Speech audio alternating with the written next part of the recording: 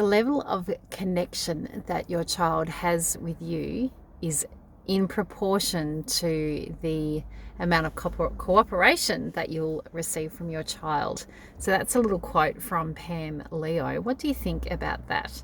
So just throw that around in your head a few moments, and it kind of might even be a little bit hard to swallow to feel that if your child's not cooperating, then they're seeking a connection with you.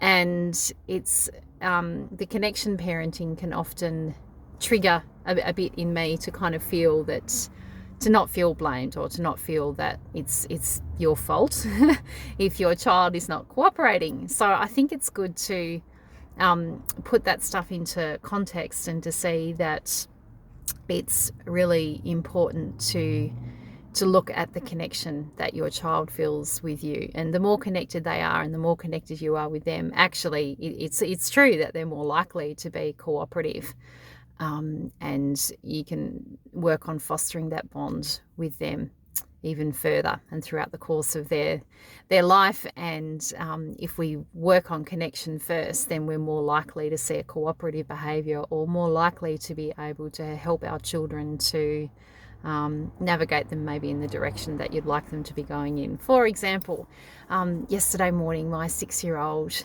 really didn't want to go to school. So she came down to me in the bathroom when I was getting ready. She's like, I want to play. I don't want to go to school. And she started crying. She goes, it's not fair. I just want to play and I want to be at home with you, which I totally get. Totally fair enough. Who would want to go to school, right?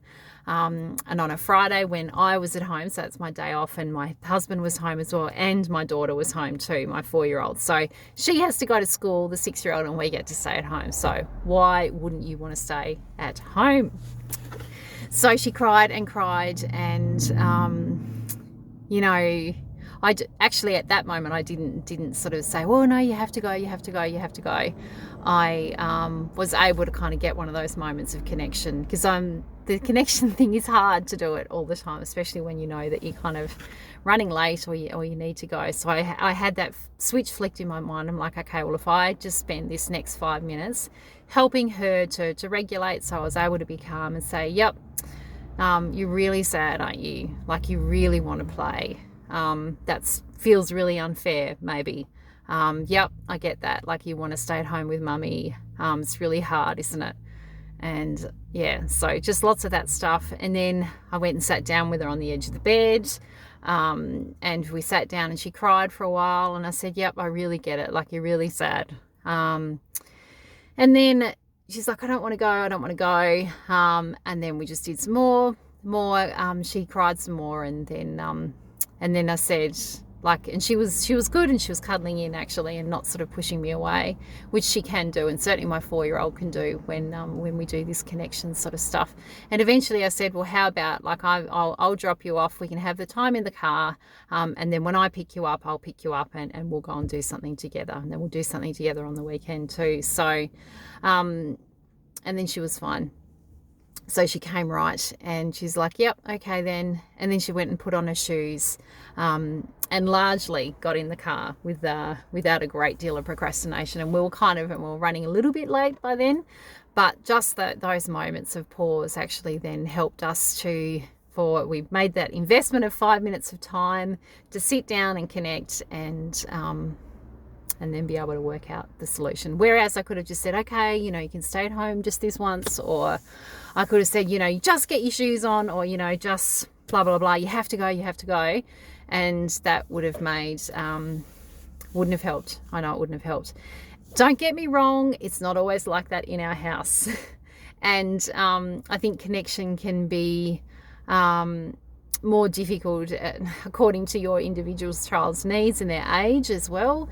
So it doesn't always, I guess, work in, I guess if you want to measure it in terms of working, or it might need a lot more time, or your child might be just more easily disconnected, or can more easily get disconnected from you.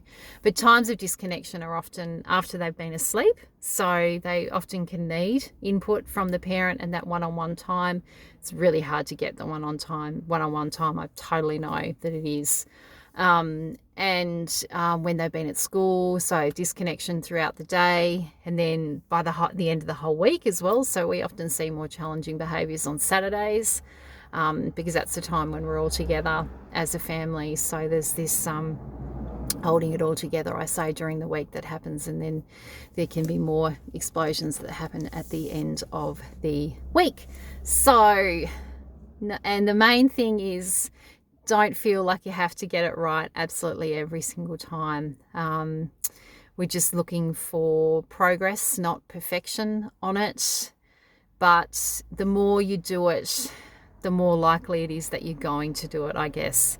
And never stop trying with it. So even if you don't get it, if over and over again, just keep trying over and over again. So that's how I kind of like to look at connection parenting.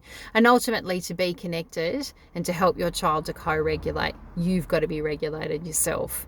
And for you to be regulated, you've got to make sure that your cup is pretty full.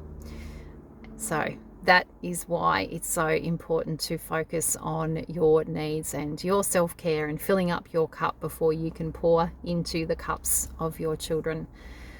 So I am going to take some of my own advice and go and pour some things into my cup, like coffee, decaf actually, and do a little bit more work on the online program too. So really hope you can join me for my online program on Monday the 24th of August. It's starting, so that's when you can start the interactive videos, because I'll be doing live videos on the seven topics, but six videos. And you can also sign up to my mailing list. So I just give you regular kind of little pep talks, things that happen during my week that relate to parenting, and also the mindfulness MP3, which really helps to kind of build your self-awareness and help to kind of just catch those little moments where you can teach yourself not to react to every single thought or feeling that comes up in your body. So head over to the link in the bio, or you can go over to the website www.easternshorespsychology/keep sane and parent on for more details about that. Have a good weekend. See you.